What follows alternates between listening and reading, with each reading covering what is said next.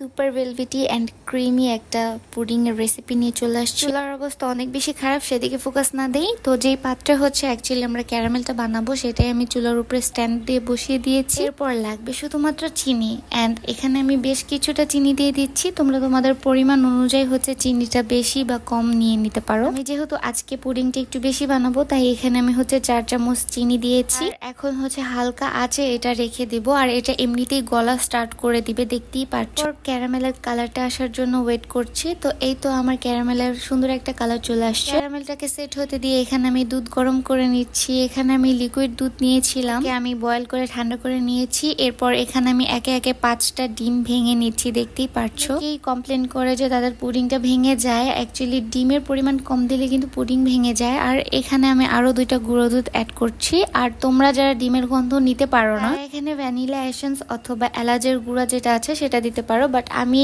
Normally এভাবে খেয়ে থাকি, আমার কাছে তেমন কোনো স্মেল আসে না। আমি হচ্ছে ভ্যানিলা এসেন্স আর এলাচের গুঁড়ো কোনোটাই এখানে দেইনি, অলসো আমার বাসাতেও ছিল না। তারপর এটাকে সুন্দর করে হাতে আমি বিট করেছি। তোমরা চাইলে কিন্তু এটাকে ব্লেন্ডও করতে নিতে পারো, তাইলে আরো বেশি বেটার হয়। পুরো যে একটা ফোমি ফোমি ভাব আছে সেটা আমি ফেলে দিচ্ছি, নাইলে পুডিংটা দেখতে সুন্দর লাগে না। তারপর যেই বাটিটাতে অ্যাকচুয়ালি আমি ক্যারামেলটা সেট করেছি তার মধ্যে হচ্ছে সম্পূর্ণ মিশ্রণটা আমি ঢেলে দিব। বাই দ্য ওয়ে, আমি কিন্তু লিকুইড দুধের সাথে চিনি দিয়ে সেটাকে জাল করে দিয়েছি, সেটা বলতে ভুলে গিয়েছিলাম। আমি হচ্ছে এটাকে ঢাকনা দিয়ে ঢেকে দেব। আর এরপর আমি গরম পানি করে রেখেছিলাম আগে থেকে, তার মধ্যে একটা স্ট্যান্ড বসিয়ে দিয়েছিলাম। এরপর হচ্ছে আমি বাটিটা দিয়ে এটার মধ্যে একটা ভারী কিছু দিয়ে রাখবো। তো দেখতেই পাচ্ছ আমি এখানে একটা শিলপাটার পুঁতা দিয়ে দিয়েছি।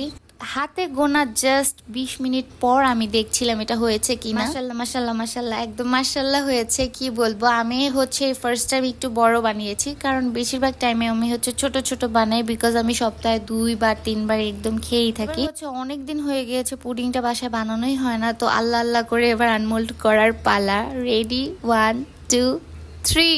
আনমোল্ড যখন করেছি তখন একটা সাউন্ড হয়েছে, আমি ভেবেছি পুডিংটা মনে হয় 2 খণ্ড হয়ে গিয়েছে, বাট না, একদমই সহি সালামতে আছে মাশাআল্লাহ। তো আমার মাত্র 20 মিনিটে বানানো একটা ক্যারামেল পুডিং, যেটা অনেক বেশি সুপার ভেলভেটি ছিল, আমি তোমাদেরকে কাট করে দেখাচ্ছি। আগারগাঁওর সেই ভাইরাল কেক পুডিং নিয়ে চলে আসছি। এখন তোমরা কি আমার কাছ থেকে কেক কিনবা বা পুডিং কিনবা, তাইলে কিন্তু আমিও বিজনেস স্টার্ট করতে পারবো। হ্যাঁ, সত্যি বলতে গেলে কিন্তু কেক বা পুডিং কাটার যে একটা স্যাটিসফ্যাকশন, এটা কাটলেই একমাত্র বোঝা যায়। আমি তোমাদেরকে ভিতরের সাইডটা দেখাচ্ছি কতটা বেশি সফট আর ভেলভেটি হয়েছে। যেহেতু এটা রাতের বেলা বানিয়েছি, লাইটের কারণে এটা দেখতে উদ্ভট লাগছে, বাট ট্রাস্ট মি, এটা অনেক বেশি মজা ছিল। তোমরা দেখতেই পাচ্ছ যে এটার ভিতরের সাইডটা কত বেশি ভেলভেটি আর ক্রিমি হয়েছে, কোনো ধরনের বাবলস ক্রিয়েট হয়নি মাঝখান দিয়ে। এনিওয়েজ, আমার ভিডিও ভালো লেগে থাকলে অবশ্যই কিন্তু আমাকে ফলো করে দিও।